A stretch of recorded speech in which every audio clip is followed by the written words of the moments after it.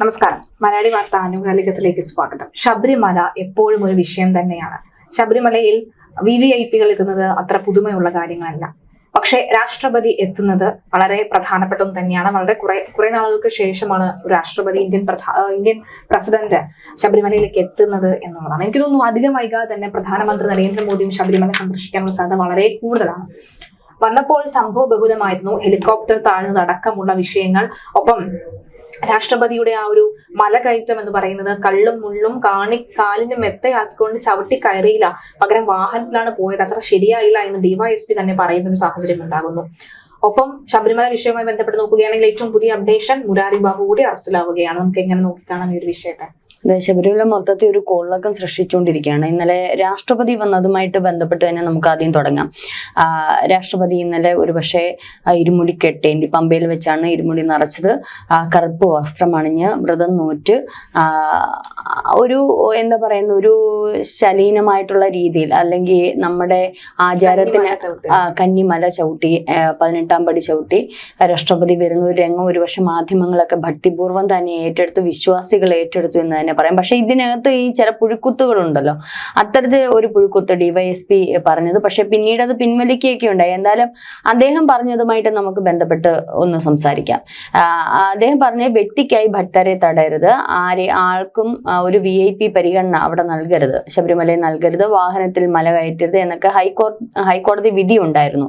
ഇതൊക്കെ ലംഘിച്ച് യൂണിഫോം ഇട്ട ഒരു സുരക്ഷാ ഉദ്യോഗസ്ഥൻ ഉൾപ്പെടെ 18ാം പടി കയറി ആചാര ലംഘനം അറിഞ്ഞു. എന്നിട്ടും കോൺഗ്രസ് BJPയോ നാമജപ ഘോഷയാത്രയൊന്നും നടത്താതെ ഇത് പിണറായി വിജയനാണ് ചെയ്തതെന്നുണ്ടെങ്കിൽ എന്തായിരിക്കും ഇപ്പോൾ സംഭവിക്കുന്നത്? ഇത് പ്രശ്നം വിശ്വാസമോ ആചാര ലംഘനമോ അല്ല എന്നുള്ളത് രാഷ്ട്രീയമാണ് എന്നുള്ളതൊക്കെ തരത്തിൽ അതിന്റെ കമന്റുകൾ ഉൾപ്പെടെ വരുന്നുണ്ട്. ഏതായാലും ഇദ്ദേഹം പറഞ്ഞത് എന്തിനാണ് VIP പരിഗണന കൊടുത്തത്? നമ്മളൊന്ന് ചിന്തിക്കേണ്ടുന്ന ഒരു കാര്യമുണ്ട്. നമ്മുടെ രാജ്യത്തിന്റെ പ്രഥമ അല്ലെങ്കിൽ പ്രധാന പൗരനാണ് രാഷ്ട്രപതി എന്ന് പറയുന്നത്. രാഷ്ട്രപതി കഴിഞ്ഞിട്ട് പ്രധാനമന്ത്രിക്ക് സ്ഥാനം അതേ ഉള്ളൂ. അപ്പം ആ ഒരു DYSPക്ക് അത് അറിയാം. DYSP എന്ന് പറയുന്ന പദവിയിലിരിക്കുന്ന ആ വ്യക്തിക്ക് കൃത്യമായിട്ട് അതറിയാം.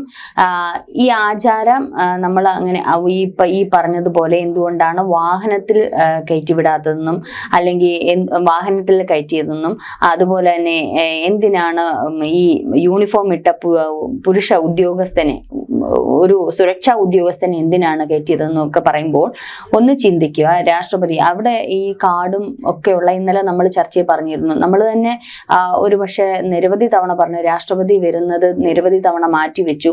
കാരണം അവിടുത്തെ സുരക്ഷാ സൗകര്യങ്ങൾ എത്രമാത്രം ഉണ്ട് എന്നുള്ളത് അറിയില്ല. തമിഴ്നാട് അതിർത്തിയുമായിട്ട് ബന്ധപ്പെട്ട് കിടക്കുന്ന ഒരു സ്ഥലമാണ്. മാവോയിസ്റ്റുകൾ ഒരുപക്ഷെ കയറി വരാൻ സ്ഥലമുള്ള ഒരു സ്ഥലമാണ്.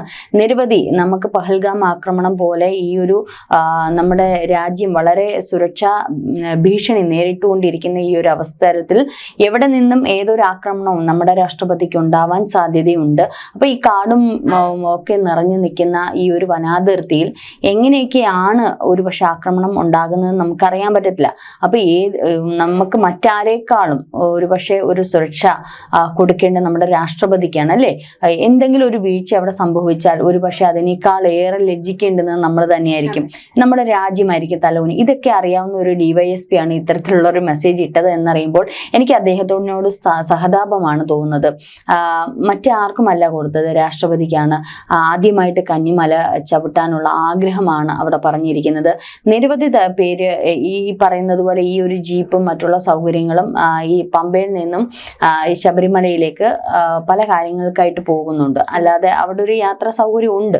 പക്ഷെ ഈ പറയുന്നത് പോലെ ഇത്തരത്തില് ഈ വിശ്വാസികൾക്ക്, അതായത് ഭക്തജനങ്ങൾക്ക് ഉപയോഗിക്കപ്പെടുന്നതല്ല ഈ പറയുന്നത് പോലെ ആവശ്യങ്ങൾക്ക്. അപ്പം രാഷ്ട്രപതി ഒരു ഒഫീഷ്യൽ കാര്യങ്ങൾക്ക് വന്നിരുന്നു എങ്കിൽ ഒരു പക്ഷേ ഒഫീഷ്യലി അവർക്ക് ഈ ജീപ്പിൽ കയറി പോകാമായിരുന്നല്ലോ. അതല്ല, അവർ ആചാരം അനുസരിച്ച് വ്രതം നോറ്റു. ഒരു പക്ഷെ അവരുടെ പ്രായാധിക്യം പണ്ട് 1973 VV ഗിരി വന്നപ്പോഴും ഇത്തരത്തിൽ ഡോളി ഉപയോഗിച്ചാണ് പോയത്. അന്ന് അങ്ങനെയാണ് ഡോളി സമ്പ്രദായം തന്നെ അവിടെ വന്നത്. അപ്പം ഇവർക്ക് പ്രായാധിക്യം ഉള്ളത് കൊണ്ട് ഒരു പക്ഷെ ജീപ്പിൽ പോയി, ഡോളി ജോലിക്ക് പകരം, കാരണം ഇത്രയും മണിക്കൂറുകൾ യാത്ര ചെയ്ത സുരക്ഷാ ഭീഷണി ഉള്ളതുകൊണ്ടാണ് ജീപ്പിൽ പോയത് എന്നുള്ളതുകൂടി ഡിവൈഎസ്പി ഒന്ന് ചിന്തിക്കണം. കാരണം അത്തരത്തിലൊരു ഹൈക്കോടതി വിധി വന്നത് ഭക്തജനങ്ങൾക്കും മറ്റുള്ളവർക്കും ഒക്കെ വേണം, സാധാരണ ആൾക്കാർക്കാണ്. ചോദിക്കട്ടെ, ഇപ്പൊ ഈ ഹൈക്കോടതിയുടെ വിധി ഇവിടെ ഉണ്ടല്ലോ, പറയുന്നത് ഒരു വ്യക്തിക്ക് വേണ്ടി മറ്റുള്ള ഭക്തരെ മാറ്റി നിർത്തരുത് എന്നാണ്. ഇതേ കാര്യങ്ങൾ അറിയാവുന്ന എത്ര പോലീസുകാരാണ് ഈ പറയുന്ന ഭക്തരെ തള്ളി മാറ്റിക്കൊണ്ടിരിക്കുന്നത് ഹൈക്കോടതിയുടെ വിധി വന്നതിന് ശേഷവും. അപ്പോൾ ഇവിടെ എന്താണ് അദ്ദേഹം പറയാൻ ഉദ്ദേശിച്ചതെന്ന് മനസ്സിലാകുന്നില്ല. എന്നാൽ പിന്നെ എല്ലാ ഭക്തന്മാർ, ഈ വരുന്ന മല ചവിട്ടുന്ന എല്ലാ ഭക്തന്മാർക്കും അതിൻ്റെതായിട്ടുള്ള പ്രാധാന്യം ഉണ്ടാവട്ടെ. ഈ പറയുന്ന പോലെ തന്നെ രാഷ്ട്രപതി ഇന്നലെ നിന്നത് ആ പടിയുടെ മുന്നിലായിട്ട് തന്നെയാണല്ലോ. രാഷ്ട്രപതി മാത്രമല്ല, മറ്റു പല ആൾക്കാർ, ഈ പറയുന്ന കള്ളനായിട്ടുള്ള ഉണ്ണികൃഷ്ണൻ വരെ നിന്നത് ഈ പടിയുടെ തൊട്ടടുത്താണ് നിന്നാണല്ലോ തൊഴുതുകൊണ്ടിരുന്നത്. അതെ, അതിനൊക്കെ ഒരുപാട് അങ്ങനെയൊന്നും പ്രശ്നമില്ല. പടിയുടെ അടുത്ത് VVIPകളും VIP ഒക്കെ അവിടെ നിന്ന് തൊഴുകാറൊക്കെ ഉണ്ട്. അതൊക്കെ എന്തും പറയാമെന്നുള്ള ഈ സുരക്ഷാ ഭീഷണി ഇതാണ്. സുരക്ഷ ഉദ്യോഗസ്ഥൻ ഉൾപ്പെടെ കയറിയതെന്ന് പറയുന്നത്, അദ്ദേഹം എന്തുകൊണ്ട് ആ ഡ്രസ്സിൽ കയറിയെന്ന് പറയുന്നത്, കൈലിയും മുണ്ടും ഒക്കെ ഉടുത്ത് കയറുമ്പോൾ എന്തെങ്കിലും ഒരു അറ്റാക്ക് ഒരുപക്ഷെ രാഷ്ട്രപതിയുടെ നേരിൽ ഉണ്ടായാൽ അവരുടെ യൂണിഫോമിലല്ലാതെ അവർക്ക് പെട്ടെന്ന് ഒരുപക്ഷെ അതിനെ ഒന്ന് തടയാൻ സാധിക്കില്ല. അപ്പൊ ആ ഒരു യൂണിഫോമിന് തന്നെ അതിൻ്റെതായ വിലയും അല്ലെങ്കിൽ അതിൻ്റെതായ രീതിയിലാണല്ലോ അത് തയ്ച്ചിട്ടിരിക്കുന്നത്. അപ്പൊ ഇതൊക്കെ ഡിവൈഎസ്പി നാളെ പോലീസ് സ്റ്റേഷനിൽ ഈ പറയുന്നത് പോലെ, ഞാനൊന്നും ചോദിച്ചോട്ടെ, അങ്ങനെയാണെങ്കിൽ 18-ാം പടി വരെ നിൽക്കുന്ന പോലീസ് ഉദ്യോഗസ്ഥർ യൂണിഫോം ഇട്ട പോലീസ് ഉദ്യോഗസ്ഥരാണ്. അവരെന്തിനാണ് 18-ാം പടി വരെ അവിടെ നിൽക്കുന്ന കാര്യം? അപ്പൊ ഇത് ഒരു രാഷ്ട്രപതി എന്നത് നമ്മൾ പ്രധാനപ്പെട്ട ഒരു വ്യക്തിയാണ്. അതിന് പ്രത്യേകമായിട്ടുള്ള ഒരു ഇത് നമ്മൾ കൊടുക്കണം. ഭക്തയാണ് എന്നതിനപ്പുറം നമ്മുടെ രാജ്യം ഭരിക്കുന്ന വ്യക്തിയാണ്, അല്ലെങ്കിൽ ഒരുപക്ഷെ രാജ്യത്തിന്റെ പ്രധാനപ്പെട്ട ഒരു വ്യക്തിയാണെന്നുള്ള ഒരു പരിഗണന നമ്മൾ കൊടുക്കേണ്ടിയിരിക്കുന്നു. ഇദ്ദേഹം പറഞ്ഞ ഭക്തർക്കെല്ലാം തുല്യതയല്ലേ എന്നുള്ളത്.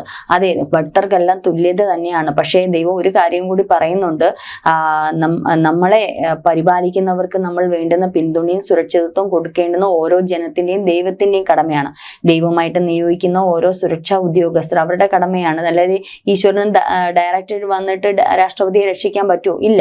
അപ്പോൾ ഈ നമ്മൾ ബൈബിളിൽ പറയാറുണ്ട്, പാമ്പിന്റെ കൂർമ്മ ബുദ്ധിയോടെ ഓരോ കാര്യങ്ങൾ ചെയ്യണം. വെറും വിടുവായിത്തം പറയാമെന്നല്ലാതെ, വെറും പൊള്ളത്തരം അല്ലാതെ നമ്മൾ ചില കാര്യങ്ങൾ ബുദ്ധിയോടെ വേണം നമ്മൾ ചെയ്യാൻ. അതിന് വേണ്ടിയിട്ടാണ് ദൈവം ബുദ്ധി എന്ന് പറയുന്ന ഒരു സംഗതി ചെയ്യുന്നത്. കൂർമ്മ ബുദ്ധിയോടെ വേണം ചെയ്യാൻ. അല്ലാതെ രാഷ്ട്രപതിയാണ്, ഭക്തിയല്ലേ, എല്ലാവർക്കും തുല്യ അവകാശമല്ലേ എന്ന് പറഞ്ഞ് നമ്മൾ കൊണ്ടുവന്ന് കയറ്റുമ്പോൾ എന്തെങ്കിലും നമ്മളുടെ അതിഥിയായിട്ട് വന്നതാണ് അല്ലേ. അപ്പൊ നമ്മൾ അത്രയും ബഹുമാനപൂർവ്വം അല്ലെ അത്രയും സുരക്ഷിതമായിട്ട് തിരിച്ച് പറഞ്ഞയക്കേണ്ടുന്ന ഉത്തരവാദിത്തം നമ്മുടെ സംസ്ഥാന സർക്കാരിനുണ്ട്. അപ്പം VN വാസവൻ ഉൾപ്പെടെ ഇന്നലെ ഉണ്ട്. അദ്ദേഹം എന്തോ മല അയ്യപ്പന്റെ മുമ്പിൽ നിന്നത് ഈ പറയുന്ന ഇരുമുടി കെട്ടേണ്ടിയാണോ, ഒന്ന് തൊഴുന്ന പോലും കണ്ടില്ല. അത് തന്നെ ട്രോളായിട്ട് വന്നു ഇരിക്കാന്ന്. അയ്യപ്പന്റെ മുമ്പിൽ എത്തിയിട്ട് ഒന്ന് തൊഴുന്നു കണ്ടിരുന്നേ വേണ്ടിയില്ലായിരുന്നു. അപ്പം ഈ പറയുന്ന കയ്യും കെട്ടി ഇങ്ങനെ നിൽക്കുന്ന VN വാസവന് എന്ത് ഇതുണ്ട് അവിടെ വന്ന്? അദ്ദേഹം അവിടെ നിൽക്കേണ്ട ഒരു കാര്യം, സുരക്ഷാ ഉദ്യോഗസ്ഥരുണ്ട്, ബാക്കി എല്ലാവരും ഉണ്ട്. ഒരു വെടിയുണ്ട കണ്ട VN വാസവൻ നെഞ്ചി വിരിച്ചു കിടക്കുവോ? അയ്യോ എന്നെ അങ്ങ് കൊന്നോ, ഞാൻ രാഷ്ട്രപതിയെ രക്ഷിച്ചോളാം, അങ്ങനൊന്നുമില്ലല്ലോ. അപ്പൊ അദ്ദേഹം വെറുതെ അവിടെ വന്ന് നിൽക്കേണ്ട ഒരു കാര്യമില്ല. 18-ാം പടിയുടെ താഴെ നിന്നാൽ മതി. അതേപോലെ തന്നെ അങ്ങനെ എത്രയോ പേര് അവിടെ വന്ന് വെറുതെ വായി നോക്കി നിൽക്കുന്ന, അതൊന്നുമില്ല. അല്ലാത്ത ഉദ്യോഗസ്ഥർ ഇവിടെ ഈ മുടിക്കെട്ടേന്തി വ്രതം നോറ്റ് ശബരിമല അയ്യനെ കാണുന്നവർ മാത്രമല്ല, അല്ലാത്ത പല ആൾക്കാരും അവിടെ വരുന്നുണ്ട്. കാരണം ഒരു ക്ഷേത്രമാകുമ്പോൾ പലവിധ കാര്യങ്ങളുണ്ടല്ലോ. അപ്പം അതെന്തുകൊണ്ടാണ് ഡിവൈഎസ്പി പറയാഞ്ഞേ VN വാസവൻ താഴെ നിന്നാൽ മതി എന്ന്? അത് പറയുന്നില്ല. അപ്പൊ അവർക്ക് എന്തും വളച്ചൊടിച്ച് പറയാമെന്നുള്ളൂ. പക്ഷെ അതിനേക്കാൾ അപ്പുറം ഒരു ഭക്തിയാണ്, തുല്യ അവകാശമാണ്, തുല്യ നീതിയാണ് ദൈവത്തിന്റെ ഈശ്വരന്റെ മുന്നിലുള്ളത്. പക്ഷെ നമ്മുടെ അതിഥിയായിട്ട് വന്ന നമ്മുടെ രാജ്യത്തിന്റെ പ്രതിനിധി എന്നുള്ള രീതിയിൽ അവർക്ക് കൊടുക്കേണ്ടുന്ന ഒരു പരിഗണനയാണ്. പ്രായത്തിന്റെ അല്ലെങ്കിൽ സ്ത്രീ എന്നുള്ള രീതിയിൽ ആദ്യമായി അവർക്ക് ഇതിനെപ്പറ്റി കൂടുതൽ അറിവില്ല. ഇന്നലെയാണെങ്കിൽ ഈ പറയുന്ന ശ്രീകോവിലിന്റെ അവിടെ വെച്ച് ഒരു ഫോട്ടോ അവരുടെ ആരും എടുത്തിട്ട്, കാരണം അവിടെയൊക്കെ ഈ അന്യ സംസ്ഥാനങ്ങളിലൊക്കെ ക്ഷേത്രങ്ങളുടെ വിഗ്രഹങ്ങൾ പ്രദർശിപ്പിക്കുന്നതിന് കുഴപ്പമില്ല. പക്ഷെ നമ്മുടെ കേരളത്തിലാണ് അത്തരത്തിലുള്ള പ്രദർശനങ്ങളില്ലാതിരുന്നത്. അപ്പൊ അവരുടെ PA അല്ലെങ്കിൽ PR വർക്ക് ചെയ്യുന്ന ഒരാൾ ഫോട്ടോ അതിനുമായിട്ട് ചേർന്ന് നിൽക്കുന്ന ഫോട്ടോ എടുത്ത് പബ്ലിഷ് ചെയ്തു. പിന്നീട് അത് മാറ്റി തിരുത്തുകയും ചെയ്തു. അപ്പൊ രാഷ്ട്രപതിക്ക് ഇതിനെപ്പറ്റി കൂടുതൽ അറിവില്ല. അവരെന്നിട്ടും ഈ പറയുന്ന ADC ആയ സ്ക്വാഡ്രൺ ലീഡർ സൗരഭ് എസ് നായരാണ് അവരെ കൊണ്ടുവന്നതും കൈപിടിച്ച് കയറ്റിയതും ഈ ശബരിമല ക്ഷേത്രത്തെ കുറിച്ച് പറഞ്ഞതും ഇതിന്റെ ചരിത്രം പറഞ്ഞതും ഒക്കെ അദ്ദേഹമാണ് പറഞ്ഞു കൊടുത്തത്. ഈ ഓരോ ആചാരങ്ങള് ഈ പറയുന്ന ഇത് വാങ്ങിക്കുന്നത്, ഇരുമുടി കൊടുക്കുന്നത് എല്ലാം അദ്ദേഹം പറഞ്ഞാണ് ചെയ്യിച്ചത്. എനിക്ക് തോന്നുന്നു ഈ രാഷ്ട്രപതി വന്നതുമായി ബന്ധപ്പെട്ട് ഇപ്പൊ ശബരിമല ഇനിയിപ്പോ പ്രത്യേകിച്ച് ഇനി ഒരു പബ്ലിസിറ്റി ശബരിമലയ്ക്ക് ആവശ്യമില്ല. പക്ഷെ എങ്കിൽ പോലും ദേശീയ തലത്തിൽ ശബരിമല ഒന്നുകൂടി ജനങ്ങൾക്കിടയിൽ അറിയുകയും ഒന്നുകൂടി പ്രശസ്തി നേടുകയും ചെയ്യുന്ന ഒരു ഘട്ടമാണ്. ഇനി പ്രധാനമന്ത്രി നരേന്ദ്രമോദി ഇതിന്റെ ചുവട് പിടിച്ച് ഒന്നുകൂടി ശബരിമല വരികയാണെങ്കിൽ അതിന്റെ ആ ഒരു അതെ, നരേന്ദ്രമോദി വരുന്നുണ്ട്. മണ്ഡലകാല പൂജയ്ക്ക് ശേഷം നരേന്ദ്രമോദി ശബരിമലയിൽ എത്തുന്നു എന്നുള്ളൊരു വാർത്തയുണ്ട്. അപ്പം മോദി ഇവരൊക്കെ എന്ന് വെച്ചാൽ വിശ്വാസികളാണ്, യഥാർത്ഥ വിശ്വാസികൾ, ഭക്തരാണ് ഇവരൊക്കെ. അല്ലാതെ PN വാസവനെ പോലെയും പിണറായി വിജയനെ പോലെയും ഇത് ഫണ്ടിനും തെരഞ്ഞെടുപ്പിനെ മുൻനിർത്തി കുറച്ച് വോട്ട് പിടിക്കാനുമുള്ള ഉഡായിപ്പ് കളികളൊന്നുമല്ല. അവർ യഥാർത്ഥ ഭക്തരാണ്. ഇപ്പൊ ദ്രൗപദി മുർമുവിനും ഇപ്പൊ ശബരിമലയിൽ വന്നിട്ട് തൊഴുതിട്ടൊന്നും ഒരു കാര്യം അവർക്ക് അങ്ങനെ അവര് ഭക്തി ഉള്ളത് കൊണ്ടാണ്. അവർ കുറേ നാളായിട്ട് രാഷ്ട്രപതി ആഗ്രഹിക്കുന്ന ഒരു കാര്യമാണ് ശബരിമല അയ്യപ്പനെ വന്നൊന്ന് കാണുമെന്ന്. അങ്ങനെ ആഗ്രഹിച്ച് എത്രയോ തവണ ഇത് നീട്ടിവെച്ച് അവസാനമാണ് അവർക്ക് ആ ഒരു വിളി കിട്ടി.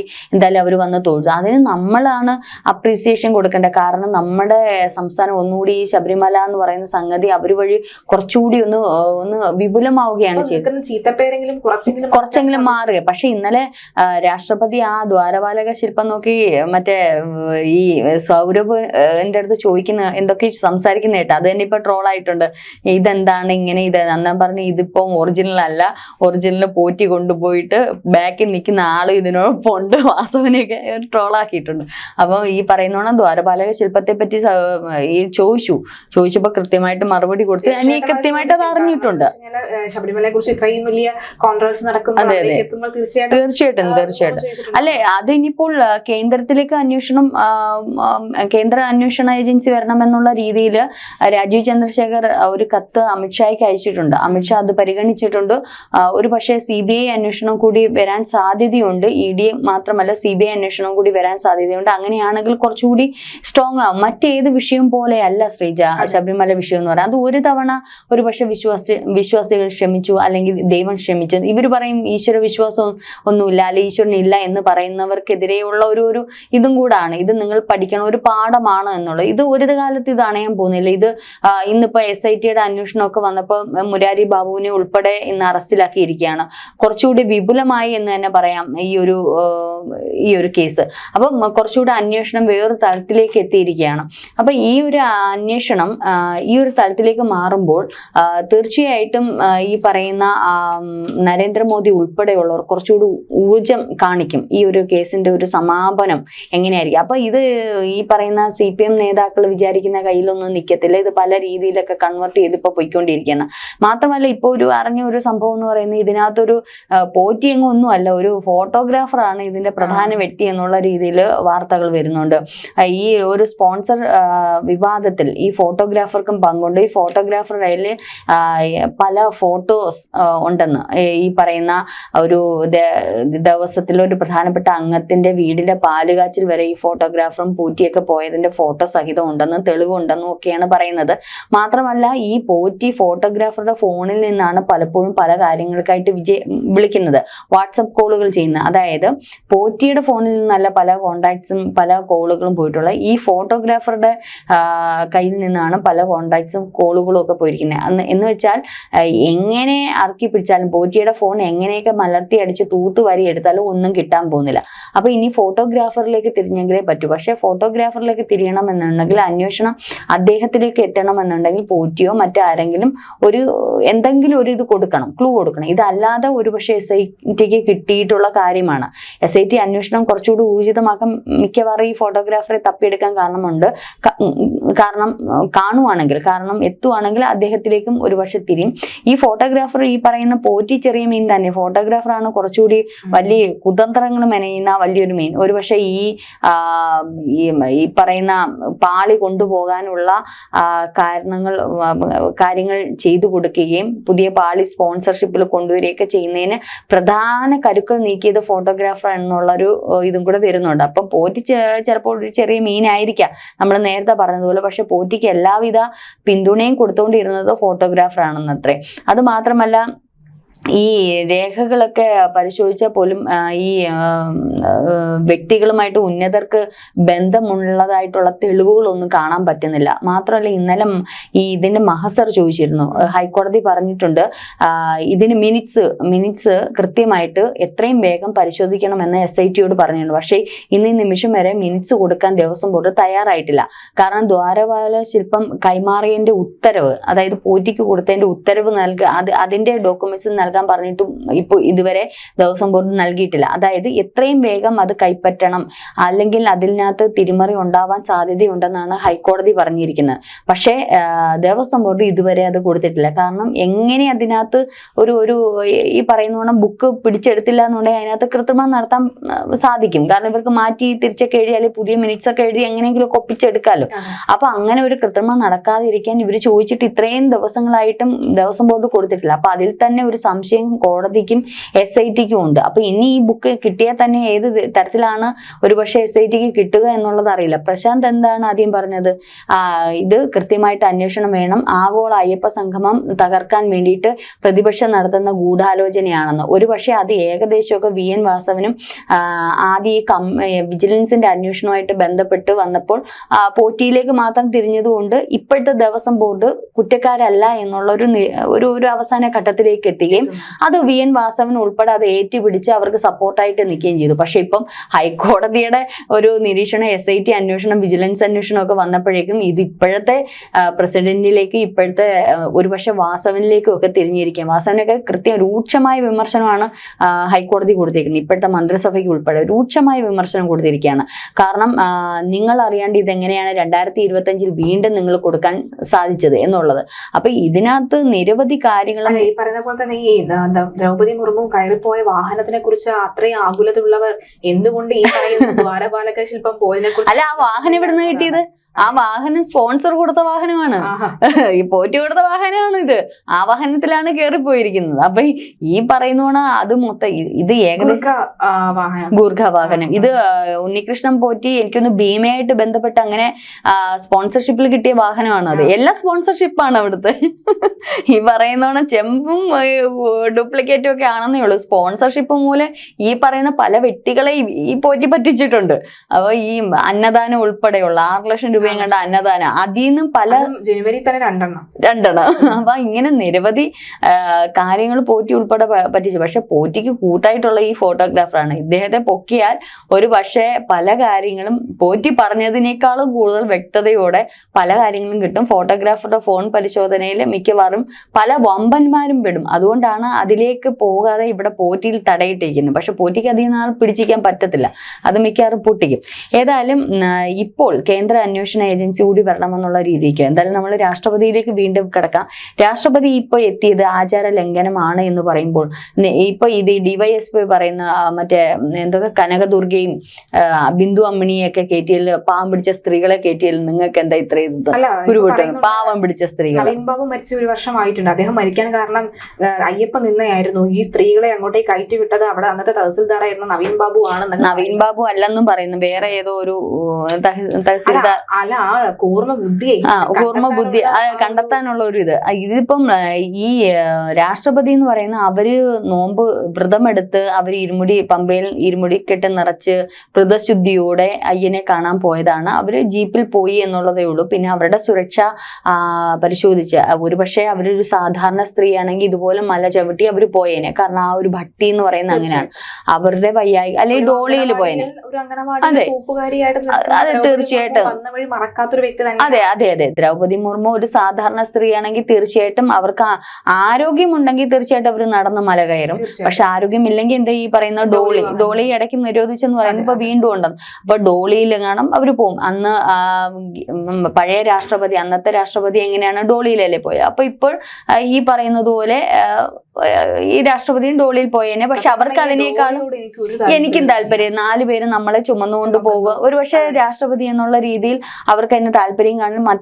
മാത്രമല്ല അങ്ങനെ പോവുകയാണെങ്കിൽ ഇപ്പോഴത്തെ നമ്മുടെ രാജ്യത്തിന്റെ സിറ്റുവേഷൻ അനുസരിച്ച് അങ്ങനെ പോലും മണിക്കൂറുകൾ ചെലവഴിച്ച് അങ്ങനെ പോകാൻ പറ്റില്ല രാഷ്ട്രപതിക്ക്. കാരണം ഈ പറയുന്നോണം നമുക്ക് തന്നെ ഒരു വെപ്രാളമാണ്, ഇവർക്ക് എന്തെങ്കിലും സംഭവിക്കുമോ എന്നുള്ളൊരു മുൻകൂട്ടി കണ്ടതല്ല.